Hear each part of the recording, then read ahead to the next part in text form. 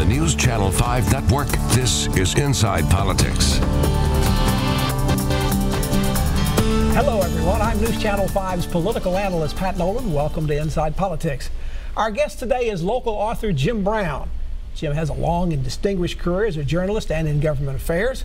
His first book is quite timely in that particular topic. It's called Ending Our Uncivil War, A Path to Political Recovery and Spiritual Renewal. Jim, thanks for coming on the show. Thanks for having me, Pat. Appreciate it. What is this uncivil war you're talking about? It's all around us. You know, we have a couple of things that are going on in our society right now. We've got this technology that we love and we've embraced, and it's improved our lives. It's in our hand all the time. Yeah, I mean, we've got our phones and our computers, and it's really improved our lives. But a lot of us are not communicating very well. We're not processing media very well, and I think that's one of the things in the book that I wanted to address. And also, Congress is very weak at the moment. Congress is our voice, and they've gone from gridlock to really dysfunction. And when you have that situation, you have a vacuum of power, and other branches of government are filling that, and people are upset. They're justifiably upset. Some people also call this generally a lack of civility, a loss of that as we go along. Right. But this is not something that happened overnight, but perhaps it's accelerating in how bad it's getting.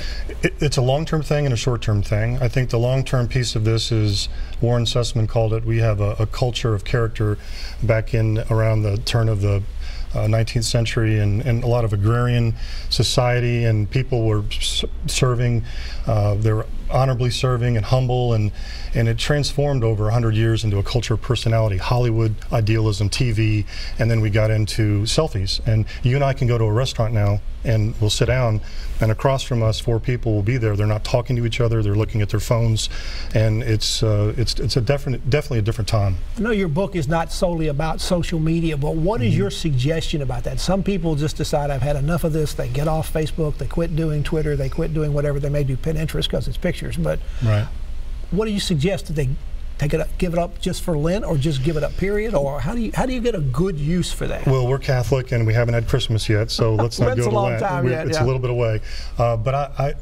it's not going away, and it's here. And so, how do you deal with it? I shared one personal example of how I may not have been doing well with social media and my phone. Had it near my bed for a while, and would wake up and sometimes check it first thing out of bed. That wasn't really working for me. And so I share that maybe waiting a while to look at your phone. Go have 15 minutes of silence in the morning. Go meditate. Go pray. Fix breakfast for your children. Get your shower, and then look at your phone. And I think that start to the day and just having limited amount of time on the phone is very helpful to how you see humanity. What made you decide to write this book? A lot of things, but probably the thing that hit me a while ago was, like, I've got a unique seat here at the state legislature, and I watch how it doesn't really matter who's in power, but they have guardrails in place, and the functionality is very good generally at the states because of those guardrails. At the federal level, they've been getting rid of the guardrails, and so what I think you see is them not talking. They tweet over each other. They talk to their bases only. At the state level, they have to talk.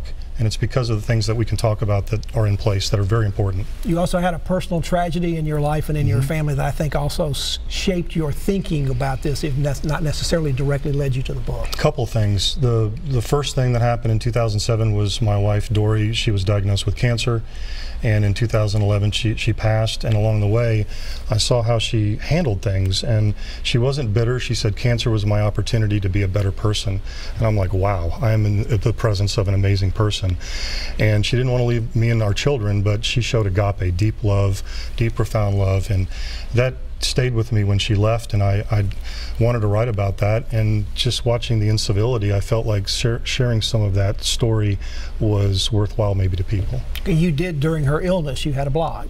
You talked about that. Run for Dory, and I felt like my own journey, I was softening, and I was writing a little differently than I did maybe when I was younger, and I was a little bit more firm when I was writing. I tried to write a book 16, 17 years ago. It was very firm. It sounded a lot like the echo chambers that we're watching here, and it was good to. It was hard to live through that, and I'm still dealing with it with my family. It's not easy, but I learned a lot along the way about just agape. In some cases, what galvanized you was something seeing as simple as a bumper sticker. And I love talking about the bumper sticker. I start talking about it at civic events. I'm on a bike. I love Saturday morning bike rides, and you know the car with 30 bumper stickers on it, and there's the hippie dude driving it, but one of them stood out to me. It said, "Don't believe everything you think," and I just was like, "Wow, that's a big sticker right there." Hold on a second. Maybe there's some places in my life that I'm pretty firm and sure about, and I decided to do a little bit of introspection, self-analysis, and I talk about my journey with the homeless and how I really changed my mind over a period of time by not looking at that person on the corner and judging them, but actually going and talking to them and being in front of them a lot. Your book doesn't seem to be aimed at starting a social or worldwide movement. It's really based on what individuals can do and what they should do in order to deal with this uncivil war. It's a little of both, I think. I think Gandhi said, "Be the change you wish to see," and I think that I believe that, and I know a lot of friends who believe that. So when you see social media and you don't like what's going on, you can only handle yourself. But what I really like that's going on, and this is one of the reasons I wrote the book, I'm seeing people say, enough of that. I'm in two groups where civil discourse is the sole reason we meet. We meet monthly. Lipscomb University has a great program they've started called Discourse. And there's a lot of diverse people at the table, Pat, and we just listen deeply. And we don't talk over each other, and we learn things, and I think that's spreading. I heard of it, another group in Germantown yesterday. A friend of mine just said this group meets regularly, and I think people I think it's spreading. I really do. There are 4 areas in the book that you list that you think people can try to do, and you have a website to help them do that, to help end the uncivil war. I don't think they're necessarily listed in order of importance. Perhaps they are, but number 1 is serve regularly. I think you may have mentioned what that was when you mentioned Room in the Inn. Right. So Room in the Inn, Father Charlie Strobel, and Father Strobel started it years ago when his mother, Mary Catherine, right as he was forming that, she was killed on the streets, and he went through that. Instead of giving up, he plowed through, and I've watched his journey. I wrote checks and did all that, but I never really was in front of homeless people, and I got to know Father a lot better when I started going to the inn, and it's just been a huge transformation to that person that I'm like, why are you not at work, is telling me why he's not at work. He's saying, I have a criminal record and I can't get a job in where I was good at, or I'm bipolar, or I get a job and I lose it, but I want to go to work, and it just made me look at things differently when I talk to them. Jim Brown's our guest. He's a longtime Nashville journalist and in government affairs. He's now written a book called Ending Our Uncivil Wars, A Path to Political Recovery and Spiritual Reunion. Back to continue our conversation after this break.